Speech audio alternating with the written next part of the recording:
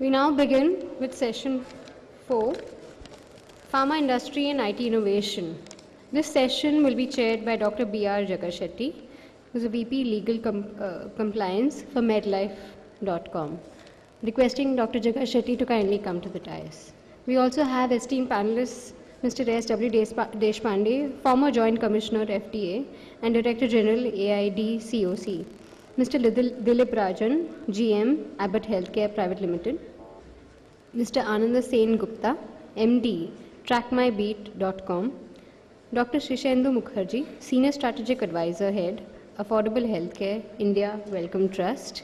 Mr. Madhusudan Chauhan, Director, Jiva Ayurveda.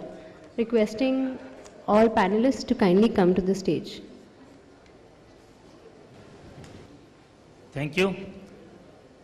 And good afternoon.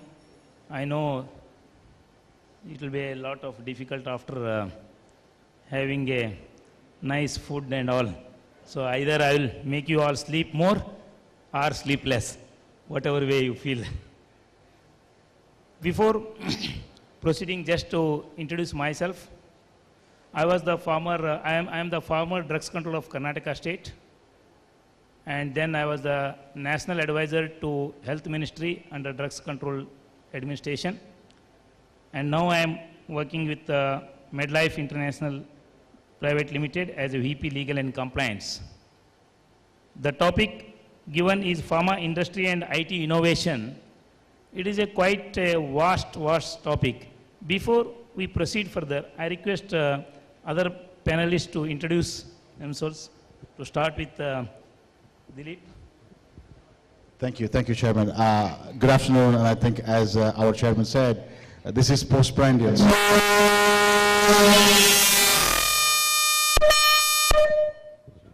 Okay, that was done to keep you awake, so no. So I'm Dilip Rajan. I'm the General Manager for Abbott Diabetes Care, and it's a privilege to be here today. Thank you. I am S.W. Deshpande. I was Joint Commissioner in FDA Maharashtra. I am a founder of organization called All India Drugs Control Officers Confederation. Currently, I am Honorary Director General of AIDCOC. I am into legal consultation in pharmaceutical field. Law is my passion, which perhaps will not be liked by the delegates, so I'll be talking on the regulatory aspects. Good afternoon, I am Dr. Shishendu Mukherjee. I work for an organization which is a global charity based in London called the Wellcome Trust. I head the Indian operations, and we are basically a funder, I think one of the odd men outs in this group. And we fund innovations, affordable healthcare innovations, which leads affordable healthcare delivery, drug discovery, diagnostics, and mandate is to provide affordable products. Thank you. Hi, I'm Ananda Sen Gupta. I'm CEO of a company called TrackMyBeat. It's a startup company focused on technology-driven healthcare delivery for remote healthcare, both for rural health as well as for urban health. Thank you. Hi, I'm Madhusudan Chauhan. I'm from Jiva Ayurveda. We are an Ayurvedic treatment services organization. We've done leverage technology to reach out to people and bring high quality treatment services in Ayurveda to people, and that's what I'll talk about during my presentation. Thanks. Thank you. We are happy with since yesterday we have heard a lot of things. And considering this pharma industry, in the total healthcare, pharma industry also plays an important role, as you know. It is one of the part.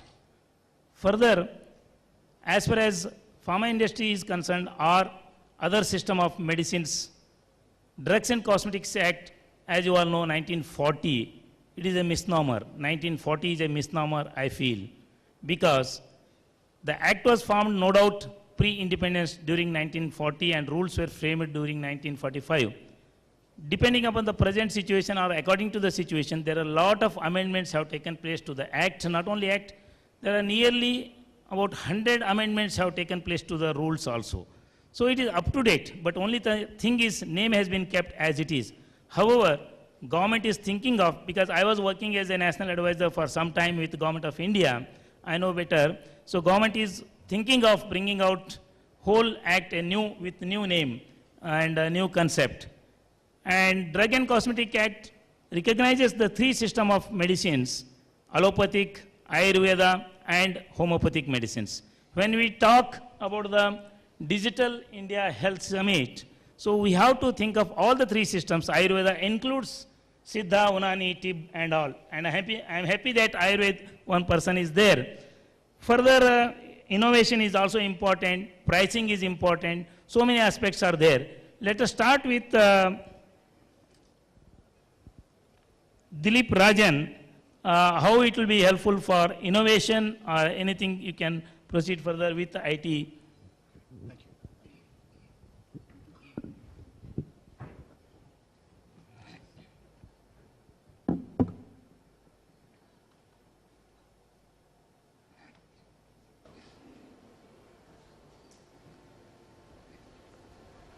Thank you. Again, I extend my thanks not only to Dr. Jaga Shetty, but also to the organizers, particularly Rajendra, for giving us this opportunity. I'm here today to talk to you about a technology in healthcare. I'm here not referring about a technology that's in the pipeline. In fact, I'm talking about a technology that we have just a few months ago launched into the Indian market, a technology that has today enabled thousands of patients already to use it. And specifically, we believe that this technology is not only breakthrough, but in fact, locally relevant. And I'm speaking about a technology not in any other space but diabetes. Now, you'll see here a lot of numbers, or a couple of numbers, and you've heard from speakers, even from yesterday, that there are over 67 million, this is IDF data, but I really want to contextualize that with the number that's in between, which is, that means India today carries over 20% of the global diabetes burden. And it doesn't stop here. What they're projecting is by 2035, we're looking at over 100 million people in India that have diabetes. You've heard from my colleague yesterday, Mr. Jain, talking about the diabetes paradox. But to kind of really dig deep on the diabetes burden, I have a slide here. Now, you could very well do this slide for any country in the world. In essence, what it really is talking about is that significant diabetes burden that India carries. And if you see this slide, in summary, driven by low awareness, driven by lack of compliance, we call it the rule of halves. But what that really means is that people with diabetes, just under half of them are diagnosed. Now, McKinsey projects a data that's 35%. But even if you take the rule of halves, you heard somebody in early 90s, the prevalence of diabetes in India was 1%. Now, ICMR's data indicates that it's now in double digits. And even a recent study that was looking at the twin epidemic of India, both hypertension and diabetes, 2 out of every 3 patients that go into a physician's office today are not controlled. So the question really here is, what is causing this significant diabetes burden? As many doctors in the forum, but more importantly, as you would know, there are essentially 4 pillars of treating diabetes. You have the diet, you have the exercise, but the other 2 aspects obviously is medication. The 4th pillar, which is monitoring. Diabetes, as many would tell you, is a disease of numbers. Now, in India, if you look at the monitoring challenge, and if you can bring it back to physicians, you will see there are tools today. One could be the self-monitoring of blood glucose, which is basically the glucometer that people use. The second one is the lab. Or the third one that many rely on, which is called the HbA1c, or the glycated hemoglobin. What all of this does is to provide a data or an average. What that really means now is a physician today will have to make a treatment decision on their patients based on one or a series of these numbers. Our hypothesis was that this was not enough. We had to innovate. We took over 2 years, just under 2 years, to actually look at a technology that can come into India. And we are now calling this the flash glucose monitoring. So let me just take a minute to explain this. It's basically a 3-component. It's a combination of software, hardware, sensors. Some people call it wearable technology. What it really is there's one component which is the sensor. It's a very discreet, it's just slightly bigger than a 10 rupee coin, a patch or a sensor that is, resides on the patient.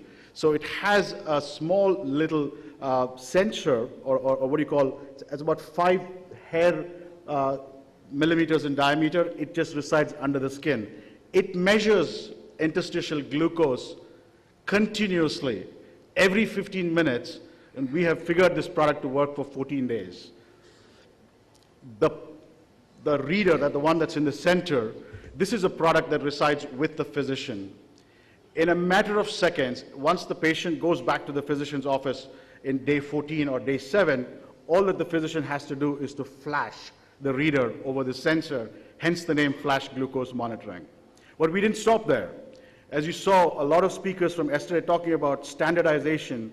Rather than reinvent the wheel and create another report for physicians to understand, Abbott in-licensed from IDF, International Diabetes Center, IDC, my apologies, in Minneapolis, a standardized report called Ambulatory Glucose Profile. Now, many of you would realize a lot of awareness is now being created in India. It's not enough to know what was your glucose. It's equally important to know the variability of glucose. In other words, the highs and the lows. You will see that highs and lows, physicians are telling about oxidative stress, but there's no real way to measure the highs and lows. This product attempts to do that. And how it attempts to do that is it visually collapses the data. Now, the chart that you see here is basically a combination of, if I just mentioned to you 15 minutes, that means 96 readings into 14 days. That's about 1,300 readings has now been visually collapsed in a single 24-hour period. The importance here is very quickly, a physician and/or his patient can quickly identify at what time of the day their glucose is fluctuating, the reason for the glucose fluctuation, and last but not the least, provides the physician with treatment options, right? The physician can now, based on the informed decision, can actually change the modality. To kind of really prove this point, I have a slide here, a case. This is published data. It actually looks at 4 patients. They are matched for age, they're matched for type of diabetes. All of them had what we call as comparable HbA1c. Now you can see, you don't need to be a physician, you can see that patient A, B, C, or D, each of them have a different profile that is offered by this product, Freestyle Libre Pro.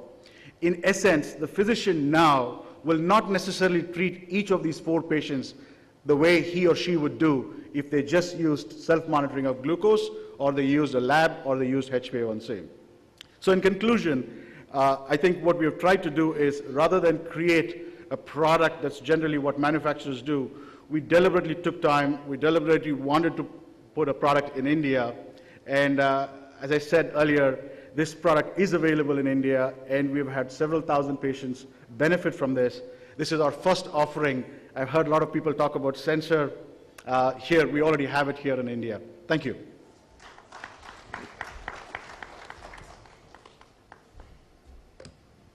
Thank you, Dilip. A new innovation has been found. Definitely, IT also correlation we'll discuss further. I will tell you one episode happened during 96, 95 when I was working in the department. That time IT was not much of this one. One manufacturer, I don't want to quote the name of the manufacturer, one manufacturer while producing some Comset A Forte, that time it was called, when it was released to the market, and in one eye camp, when it was used, some 2 deaths happened and 7, 8 adverse reactions took place and all. Probably, with the help of IT, the industries would have been able to trace it. It would have been, the episode would have been avoided, I feel. So, because that time, the medical representative who had given, he had totally forgotten, though it was traced to some extent, physical tracing. So, that is most important. IT and our other things, health is in the care of, total care of medicines in health, it is the most important. In this aspect, I request Mr. Anand to give his.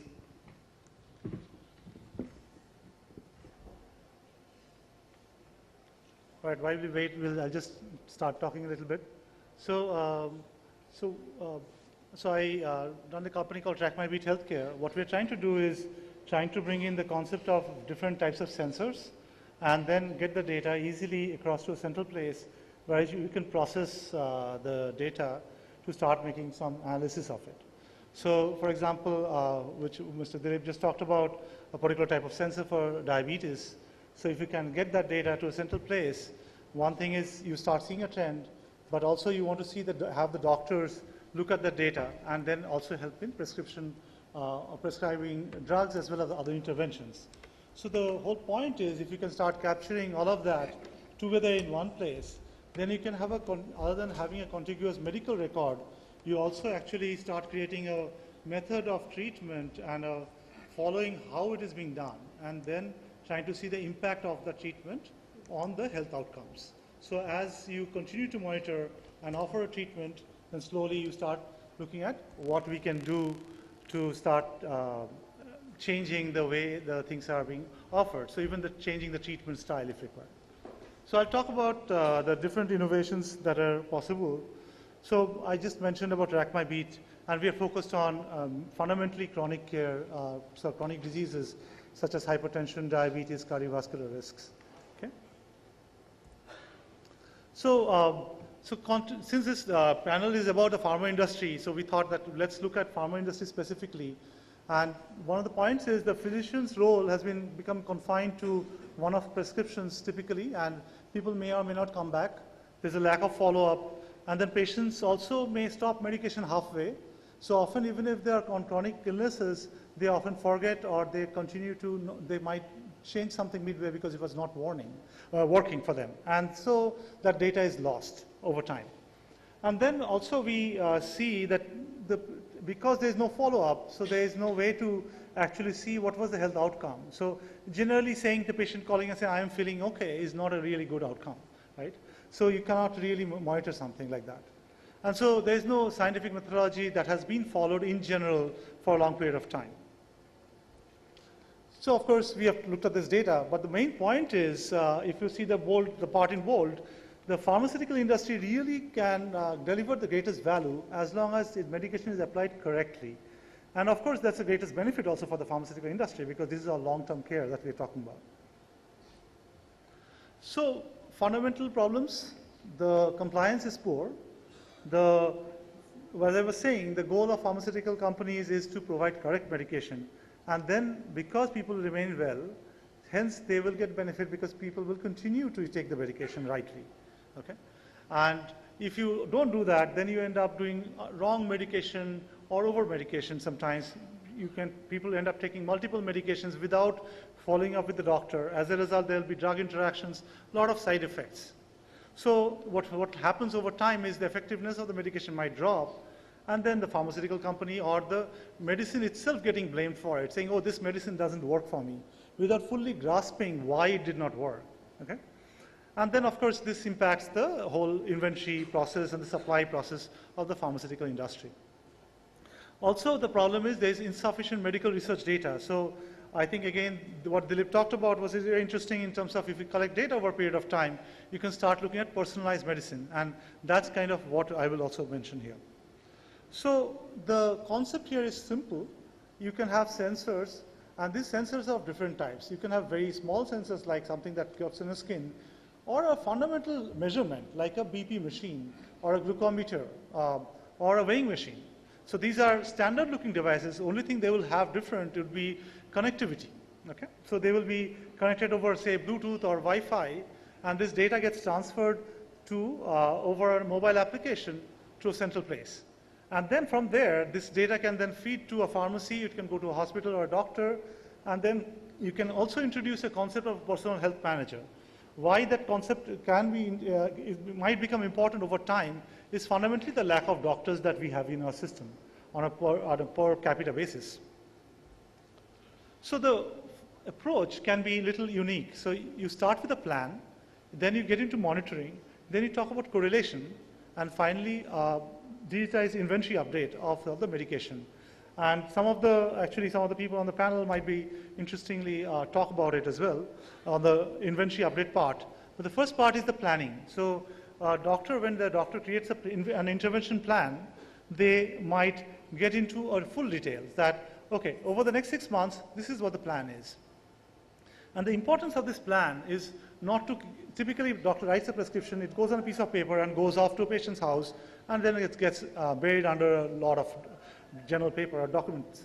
But the point is, if you can have it electronic, and if this hits the calendar of the patient, okay, in an automated fashion, then you can have every morning a person is getting up, they get a calendar reminder that these are the things I have to do today. And it could be medication, it could be exercise, it could be some clinical review that has to be done, or a lab test. So a variety of things that may need to be monitored over a period of time. That's a plan. Then you get into monitoring. So through the sensors, through other data that might come from the labs or from a pharmacy, the data can come to the central place again. And then over a period of time, you can track what is the health condition of the patient. So again, as they are planning all these different interventions that the doctor is planning for them, and they're following it, what is happening to their health at this time. And then, of course, all the medication that they have to take, the period of time they need to take, which then can feed into an inventory. Then we look at impact analysis, or the correlation part of it, and that's very straightforward. What will happen there is, you can see that this is the medication I'm taking. What is the impact on my health parameters? Okay? So it's a very clean process by which you can start modeling yourself and looking at what is helping me.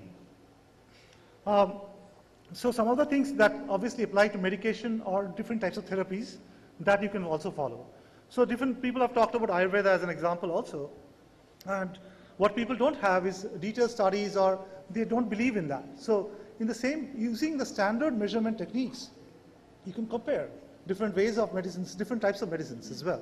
And you can start seeing what really works for the person. Thus getting deeper into personalized medicine actually. Okay?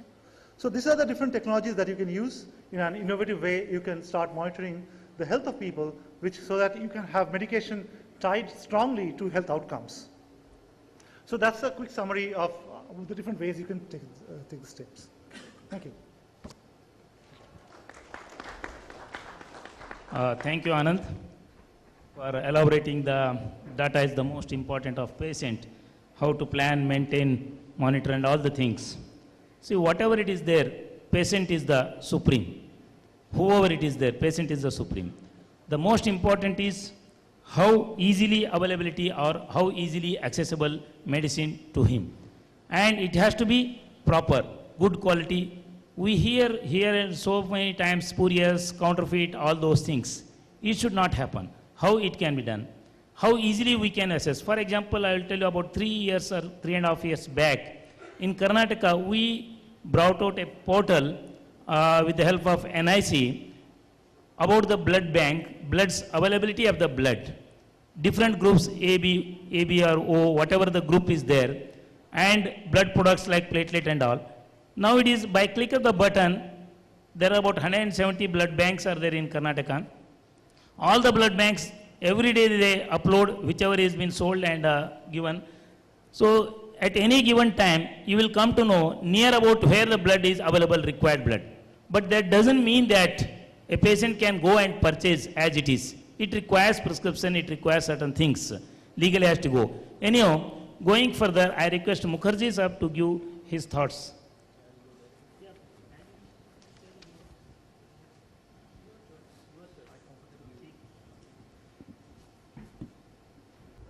Good afternoon. Thank you, Chairperson, sir, and thank you, Rajan, for the invite.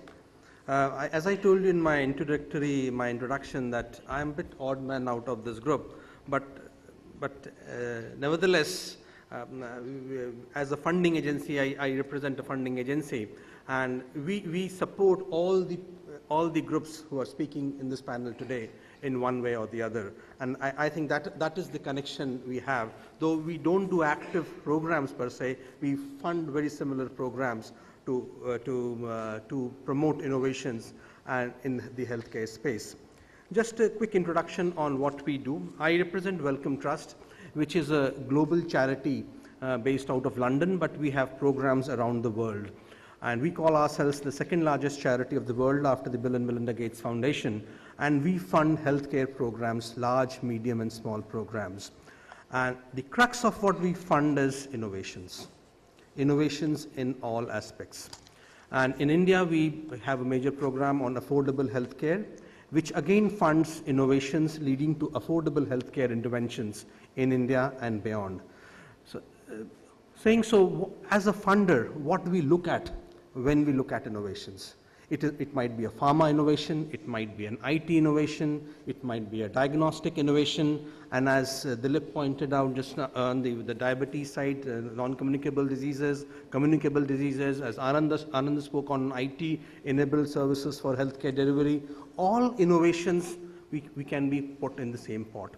And as a funder, how we look at innovations which can really act as affordable healthcare interventions for the patient population. So first thing what we look at as a funder to fund innovation is it should have a strong unmet need. That is the crucial part of any innovation funding what we do. We call ourselves and any other funder as funding the value of death. We fund high risk innovations. We don't look at returns, but we fund high risk innovations so that the program becomes de-risked. And once the program becomes de-risked, a lot of pharma companies can take it over, IT companies can take it over. We can handhold them to the next level so that it can be rolled out. We fund basic innovations. We fund translational innovations. We fund delivery innovations, which is validations or clinical trials,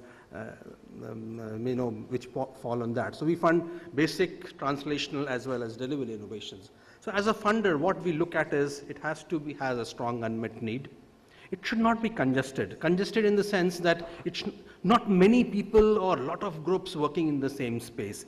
That program becomes too much congested so that we don't know how fast you are going to reach the end of the program. And once you reach the end of the program, there might be a number of players in that program. So, you will have challenges to move your innovations, especially in this field. So, you need to work in a really innovative space. And then, what is your exit strategy into the program? How do you want to exit out from the program? That what as a funder we look at the healthcare innovations. So we look at a total 360-degree approach. Your science has to be strong because it is an innovative program. Without science, you can't move ahead. But saying so, science constitutes 50 to 60% of the program. The downside of it, what is the regulatory approach of the program? What are the challenges you face? We look at that. What is the IP strategy, if any, into the program? And what is the business plan? What is your exit strategy? All things have to be built into the program, and then we do a strong due diligence to look at the innovations, and then we handhold it. Handhold is the beauty of any funding agency, is that we work with you, we see how the innovation can be scaled up, and then we take you ahead to the next stages. Either you join up with a larger company, or if you have that strength, you can roll it out as a program or a product, or you can license it out to somebody else. So there are various models by which you can move out of this. Coming down to specific projects, how we look at it is in India we have programs from diagnostics to pharma drugs to clinical trial and IT-enabled services. We are working with groups in Bangalore on making a special app for the ASHA workers, which is right now into the validation phase. And WHO we are supporting WHO to work with the state government as well as to dole out a specific program for them. We are trying to work out in Haryana as well as in Kerala for non-communicable disease management and app, and that too with the state governments also, especially for the mental health as well as cardiovascular disorders. So, and all these programs, in these programs which are specific to, there can't be any business model, but what we look at is how strong is your advocacy strength. How strong is the advocacy strength? Because these programs need to be adopted by the state governments. So how strong is your advocacy strength with the state governments, with the policy makers, so that these can be adopted into the national programs as well. So those skills are looked at when we look at such huge program fundings. So in summary, what as a funder we look at is what is the unmet need you have, what is your exit strategy from the program, and what is your policy uptake of the program is. So if these criteria are fulfilled by an innovator, I think he has a strong chance to take his program to the next level. During the discussion, if you have any questions, I will be happy to address. Thank you. Thank you, Mukherjee, for your on helping to innovation, R&D and all. As I told in the beginning, we have different system of medicines other than allopathic, Ayurveda, which is the most important. Our ancestors, everybody used to use that Ayurveda system. So how it can be used with IT, how it can be clubbed and all, I request Mr. Madhusudan to express his thoughts.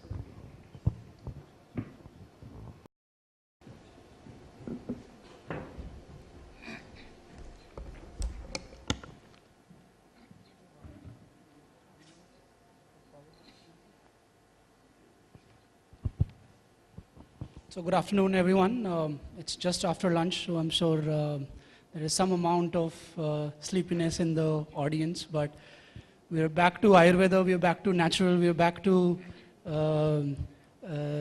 non-chemical based things, so I'm sure the mood's got to lighten up slightly. So we're up.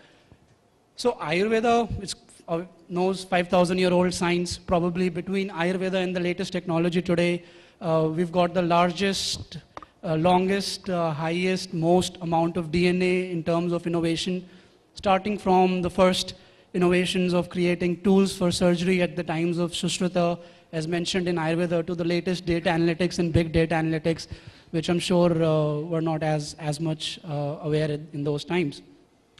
I will not get too much into the numbers and how many incidences of chronic lifestyle diseases. We are well aware of that. I will just quickly share our experiences and success stories in terms of taking Ayurveda, which is as old as it is, and taking the latest existing technologies, putting them together to do what we do and do what we believe in, which is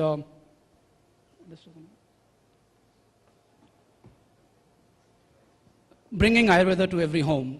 Dr. Pratap Chauhan, who's the director of Jiva, founder director of Jiva, started in 1992 with a very small clinic in his garage, in his house, with the idea of how do I bring high quality Ayurveda and Ayurveda treatment services to every home. Now we run the world's largest Ayurvedic telemedicine center, where we are consulting close to 6,000 patients every single day. These are patients coming from all across the country and now the globe. 65% of these patients come from tier 3 towns and villages which probably do not have access to a good quality practicing doctor in their town or in their village. It's easy for them to just pick up the phone call into our center, register with us, and an Ayurvedic doctor calls them back for a free consultation. I'll just share how we've gone and achieved this. Obviously, when we started in 1992, people were not interested in Ayurveda and technology was not as developed as it was today. So we had to work on both the fronts in terms of getting people to understand what Ayurveda is and also for them to get comfortable with accessing it through technology. In 95, we put up the world's first Ayurvedic clinic online. So thereby people who were interested in alternate and complementary and seeing what Ayurveda can do to them. So a lady sitting in France who's been suggested a knee replacement wants to know what can alternate or natural medical sciences do for her, would log on and get in touch with us, interact over an email, internet session, try and understand what diet and lifestyle changes can be made to her specific condition, which can help her improve. And then thereby also, if medicine is required, package it together and deliver to her doorstep. It was largely international because internet was not as used in India at that point. But we wanted to see how can technology be used to also take Ayurveda to the masses in India, where internet was probably not available. So we were working as a part of a project with the government of India and MIT USA. This project was called Teledoc. So we built an application on a cell phone taking down what bare minimum information is required. A health worker would go to their local village, take down the details, send it back to our center. A specialized doctor will make a diagnosis, send it back. This person will put together the medicines required for this patient in his center and then deliver to his house the next day, collecting the payment. So thereby creating an entire ecosystem of delivering high quality Ayurvedic treatment and advice to the complete grassroots level at his doorstep at a price which is affordable to him. So Teladoc went on to win the World Summit Award at Geneva in 2005. So while we were experimenting with different sorts of technologies and different sorts of delivery mechanisms, we came up with, these were the challenges which Ayurveda faced. And now if Ayurveda had to be actually taken global or at a larger scale, we had to address these issues. People didn't know what Ayurveda was, what it does. Is it treatment? Is it an oil dripping on your head? It has steroids in them. Do Ayurvedic medicines work or don't they work? People had a lot of questions. Not that they didn't want to access Ayurveda. They probably didn't know who is the right person to go to for Ayurveda. Access to qualified doctors. Ayurvedic doctors were probably not as accessible. So you wouldn't know, if I want to see a specialized Ayurvedic doctor, where do I go? Who do I approach? Lack of following protocols. Now the important thing is, there was not a lack of protocols, because if you go through the Ayurvedic texts, there are protocols for every disease, for every possible line of treatment. However, were they being followed in a manner which is standardized across the industry? No documentation in patient data. You walk into an Ayurvedic doctor's clinic and the typical impression that comes to your mind is some old Hakim sitting with looking at your pulse and then goes into the back room, puts a pudiya together and gives to you. Forget any sort of documentation or data being generated. Poor professional development of the doctors, so the colleges, continued medical education in Ayurveda, doctors having access to pool of information, of pool of experts that they can tap into to see what other doctors have done so as to develop their own professional skills. And obviously research in Ayurveda, the speaker before me have spoken that it's practically non-existent. Partially because there is no data, partially because we are too reliant on the fact that, you know what, Ayurveda is a 5,000-year-old science, and I'm sure if something has worked for 5,000 years old, something must be right. But we look at it, 5,000-year-old history, as something which has been passed on to us, and now further research has to be done to prove the relevance in today's context as well. So we took technology as an enabler, seeing how can technology help us, one, answer these challenges, and two, achieve what we wanted to do was to give high quality Ayurvedic treatment services to everyone. So documentation and protocol, I'll just walk through things that we've done in the past to address those issues. So we've, over the course of the last 10 years, built an entire documentation and patient management system specifically for Ayurveda.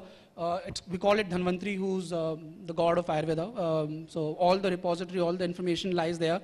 Anytime that a patient calls and the doctor is there, his entire past history, medical diagnosis, what medicine was given, how much relief does the patient have, what reaction is the medicine having with the patient, is he seeing improvement or not seeing improvement, all of that comes to the doctor right away.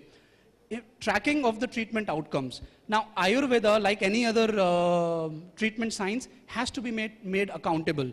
If I, through data, cannot show to people that these many people came to me and this is how I treated them, forget people in India, nobody else is going to believe us. Interestingly, what we did was we built the protocols that existed in the texts into the system, almost as a decision support system for our doctors. So when a patient comes and says, I've got diabetes, and in Ayurveda it says there can be 6 lines of treatments of diabetes in Ayurveda, because Ayurveda follows a different approach than modern medicine does. This system helps this doctor in terms of identifying and reducing down which line of treatment should be followed for the patient. For doctor development, so just like Dhanvantri, we've developed an internal management portal for knowledge. It's an entire repository of not just Ayurvedic information, but allopathic information as well, because the two cannot live together in isolation. Real-time support on case studies, success stories that we've had internally, sharing of the cases in the second opinion.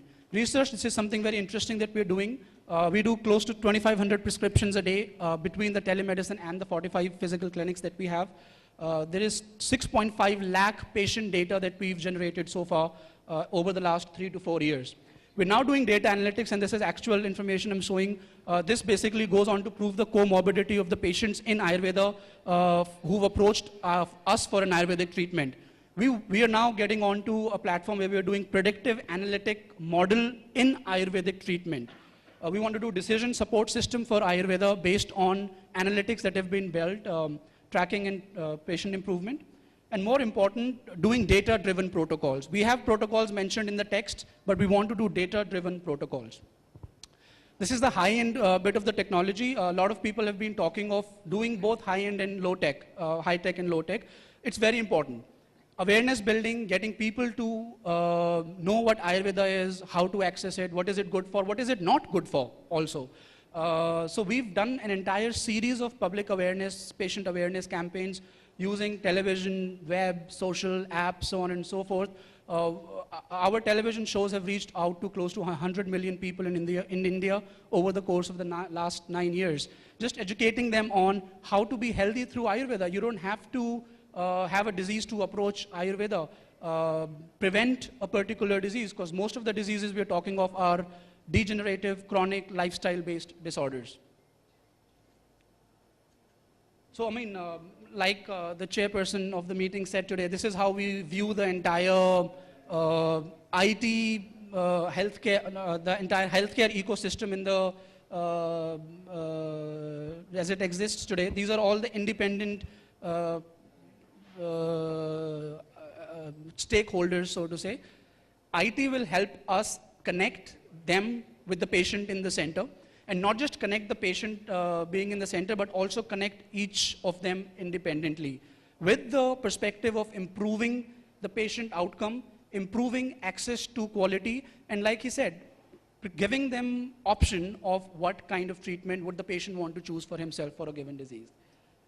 With that, I thank especially Mr. Gupta for providing this opportunity, not just to Jiva, but to the fraternity of Ayurveda for coming here and sharing what Ayurveda is doing in the space of healthcare. And I would like to end with this famous Sanskrit shloka, may health be with everyone. Thank you very much. Thank you, Madhusudan, for enumerating in detail about the accountability and all through IT, Ayurveda system also. Now, as you know, on internet or on mobile app, we get everything. Everything is available. Whether we can get in the similar way, medicine also. If we get the medicine, what is the legal complications? What is the authenticity that we get the right medicine, quality medicine, safe we use, whether it is possible. No doubt policymakers have to move forward in this era to process further how we can get it. With all this, the main link between prescriber, pharmacist and patient is the ultimate important person. So to tell this legal and other complications, I request former Joint Commissioner S.W. Deshpande to give his thoughts.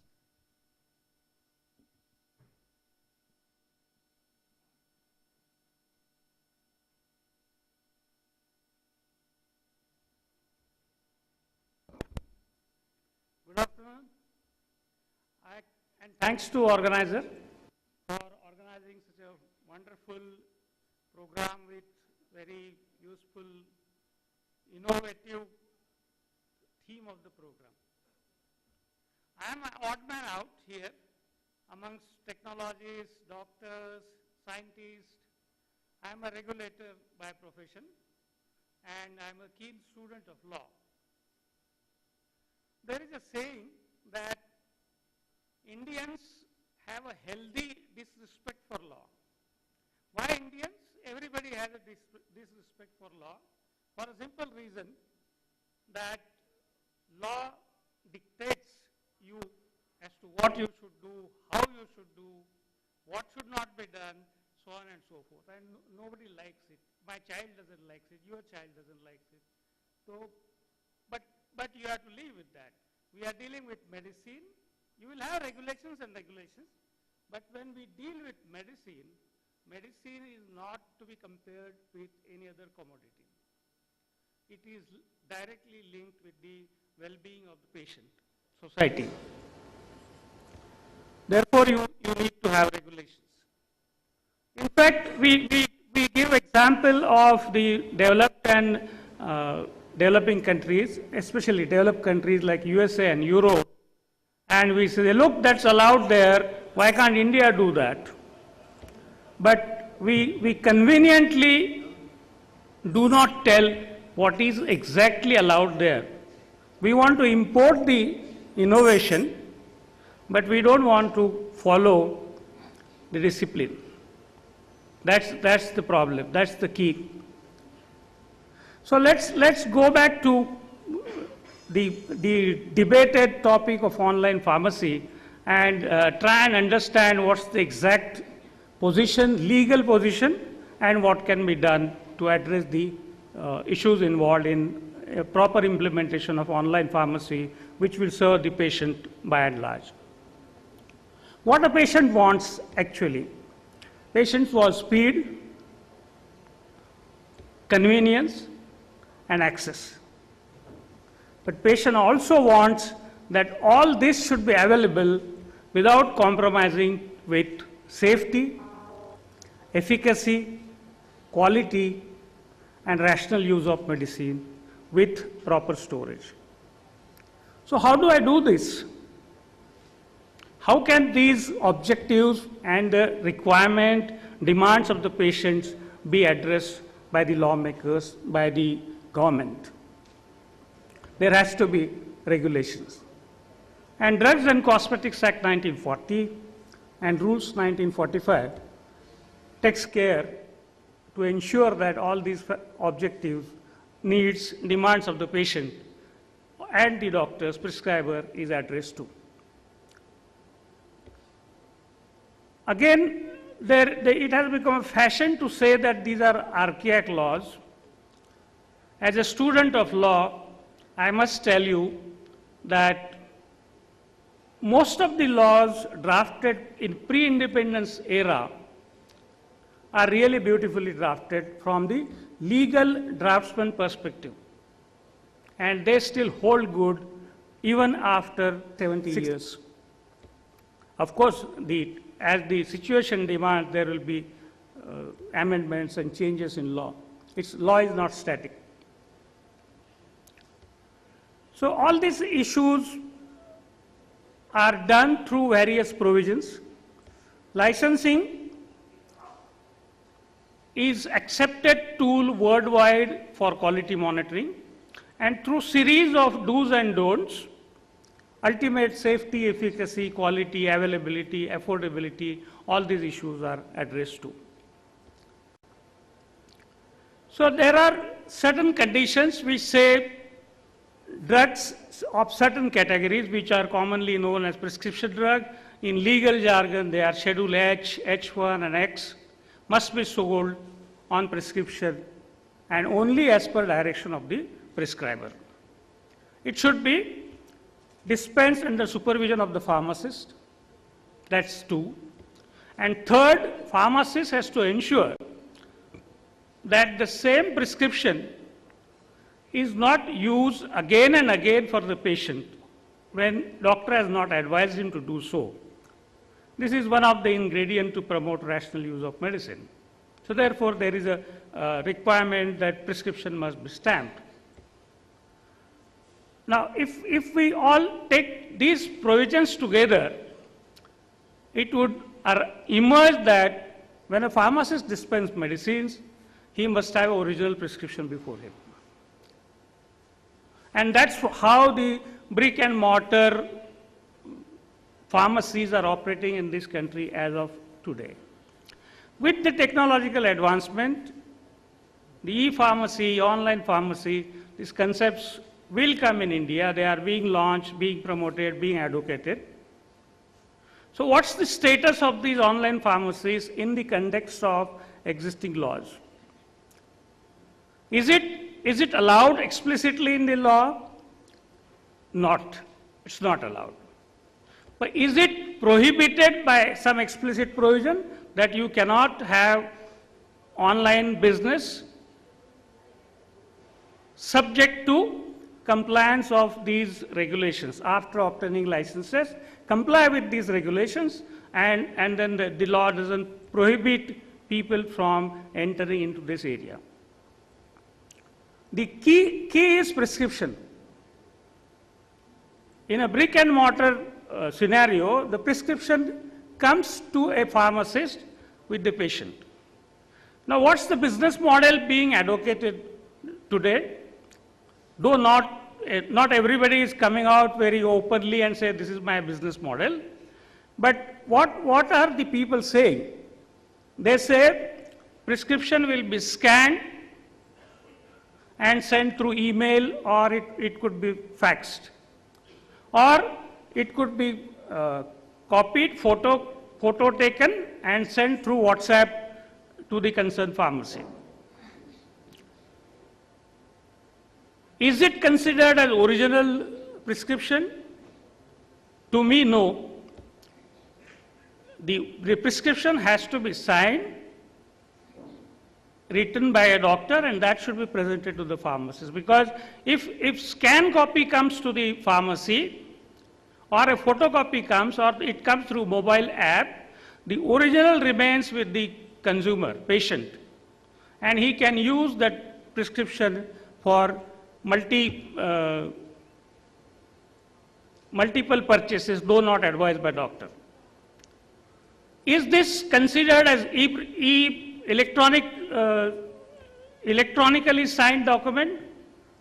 Now, everybody is again quoting Information Technology Act. So the advances in Information Technology Act have been taken care of by Information Technology Act. And it very clearly says what is required to be written or printed can be sent in electronic format, will be accepted.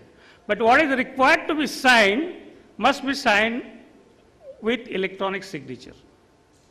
So if the online pharmacy has to work, the e-prescription, electronically signed prescription, or commonly known as digital signature, which was talked in morning session, should be made available. And I understand in the developed countries, the digital prescription is mandatory.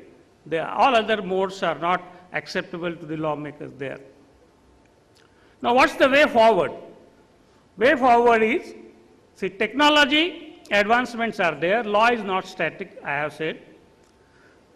So lawmakers will have to step in to facilitate use of technology.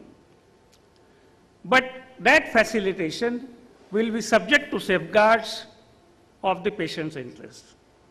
So e-prescription will have to be defined. That's already defined under Pharmacy Act. The IT Act talks of electronic signature, way of certifying, and the certifying authorities. That will have to come in. So all in all, either the guidelines will have to be issued by the drug controller, or there will have to be amendment to the drugs and cosmetics rules, and those amendments will be in consultation or in accordance with the technological advancement, benefits to the patient, and the provisions of Drugs Act and the Information Technology Act. I hope with these safeguards, perhaps this can be useful to the people. Thank you so much. Thank you, Deshpande sir, for giving the legal side of the taking care of patient health is the most important. It would have been more clear if our other panelist, Dr. Krishan Agarwal, would have come here. He is additional Secretary of Government of India, Health Secretariat. But unfortunately, due to Parliament session, he is held up. Nevertheless, you are told patient one side. You are told Drug and Cosmetic Act is there. What do you think of? It is, as everybody knows, health is a state subject. Though it is a state subject, the act is single, central act. What do you feel IT use in regulating the regulators? When we are talking of technological advancement benefits should be available to the regulator also. And if so much of advancement is there, there could be a common platform whereby the central government and every state government knows what is happening in every nook and corner of the country. This will certainly ensure how the uniformity in implementation is achieved. Let me tell you very frankly, though I was a regulator for 33 years, the act is good. Act is beautifully drafted. It gets bad name because of poor implementation. And the morning somebody referred that not a single prescription is stamped in India, telephonic orders are accepted, prescriptions are not demanded, there is a huge amount of purchase of drug without prescription. Yes, admittedly it is there.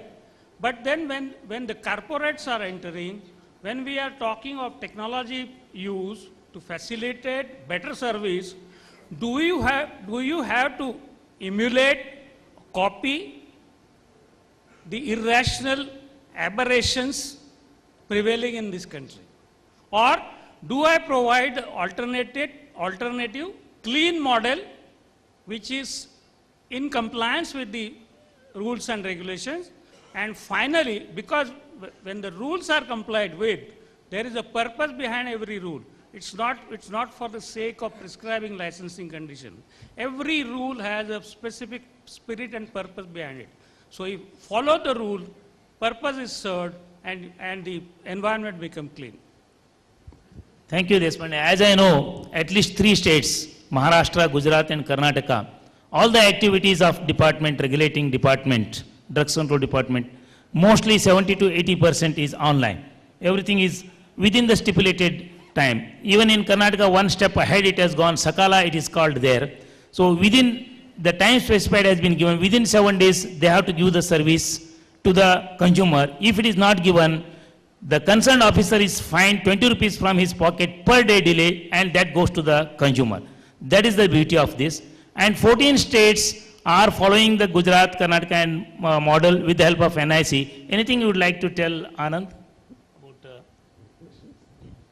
Well, I'm not an expert on regulations, but one of the things, of course, that has come to our mind is looking at some of these devices.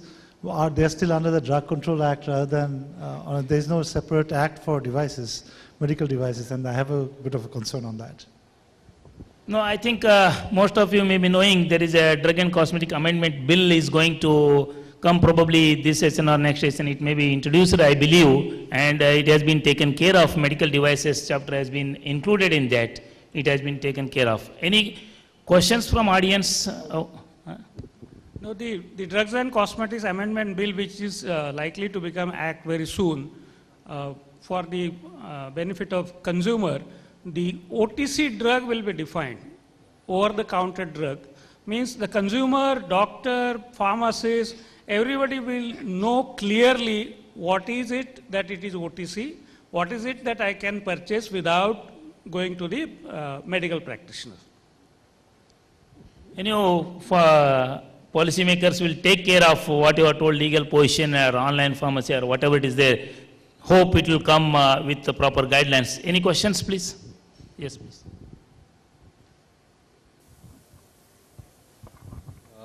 I'm just would like to just point out what Ananda said. I'm part of the BIS committee, which is trying to Mike near. Yeah, I'm part of the BIS committee, which is trying to evangelize the standards for India for healthcare IT as well as devices. So devices is part of the list that BIS is looking at, and some of them have been notified, though not for devices directly, but some healthcare informatics standards have been are available. Secondly, there was a misstatement made yesterday from the stage, so I would like to correct that officially. EHR standards, interoperability standards are there, have been notified since 2013, and I was a little surprised that it should be stated on stage that they are not there. So I just want to put it on record. Thank you for correction. Any questions? Otherwise, please.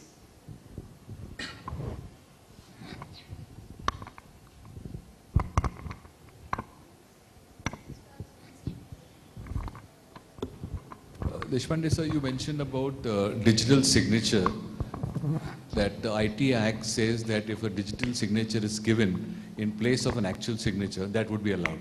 Electronic document Yes. with electronic signature, Yes. it could be sent through online, and that's perfectly legal document. So if an agency were to comply with this requirement, saying that a doctor sends his digital signature to a pharmacy, and that pharmacy is able to take the digital signature and give print out the prescription and make a supply on the prescription, would that be okay in today's term, or would that need to be amended in the law to make it? No, what is expected is digital signature will go directly to the pharmacy. He will take a printout, dispense the medicine, put a stamp as to how it is dispensed, what quantity is dispensed, and deliver it to the patient. That's all. Now, if this is to happen, this is to be allowed tomorrow, this is a legal position. Is it allowed under drugs rule today? No. Okay, thank you. That is why policymakers have to come out. Probably they will come out. I heard that there is someone subcommittee is being formed. It will make out. It has to be clubbed with IT and D&C Act and other acts. Like Morning told, Magic Remedies Act and other things are there. One last question, please. Yeah. Again, a question to Mr. Deshpande. First of all, about this e-prescribing and other things, because certain vendors would be aware of a part, because the whole medication management process, their only job is to sell their medication, or somebody's job is to dispense it, the consumer's job or the patient's job is to get it. So isn't the government looking forward to a proper framework now where we are going to anticipate these sort of needs and actually define the entire thing? Because the only person or the only entity who's supposed to know the entire cycle is supposed to be the government or the regulators who are going to do the job. And the second part is, despite having regulatory bodies, why are still there different laws in different states for drugs? Some cities like Mumbai, you get an entire strip only, you don't get loose medications. Some cities you still get loose medications. I mean, if we are supposed to have a framework and some controlling authority, why are still there discrepancies? Why are we lagging behind? No, coming back to your second question, it's not that every state has separate laws. No. The Drugs and Cosmetics Act 1940 and Rules 1945 is a central act and rules and applicable in totality in each state, except for fee structure in some of the states. As I said in my earlier statements, that the law is not an issue. Issue is implementation. Now, if somebody at some stage interprets in a different manner or brings in his own interpretation in what is not written in law, that creates an aberration. That's aberration, that's not law. The first question I know. The first question, can you repeat? Can you repeat your first question? The first one was, the vendors are aware of partially aware because they are concerned only with dispensing the medications and making sure that the medications reach the patient.